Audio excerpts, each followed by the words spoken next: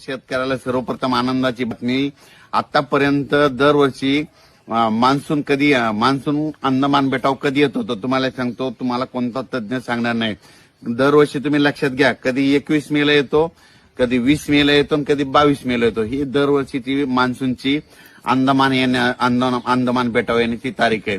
आणि तिथून 10 दिवसाला मग केरळला येतो. 21 मेला आला तर तिथून 10 दिवसाला म्हणजे 2 जूनला केरळला येतो आणि तिथून 8 दिवसात मग मुंबईला येतो.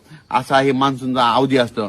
पण यावर्षी शेतकऱ्याला सांगू इच्छितो की यावर्षी बघा 15 मेच्या दरम्यान म्हणजे 15 मेच्या दरम्यान मान्सून अंदमान 15 ते 20 मेच्या दरम्यान माझा तर अंदाज आहे 15 मेला मान्सून अंदमान बेटावर दस्तक देईल. 15 मेला जर आला तर तिथून कंप्लीट 10-12 दिवसामध्ये 26-27 ला केरळ येणार आणि तिथून 8 दिवसात मध्ये 7 जूनला जवळपास महाराष्ट्रात पाऊस येऊ शकतो असं म्हणजे परिस्थितीनुसार दिसायलंय.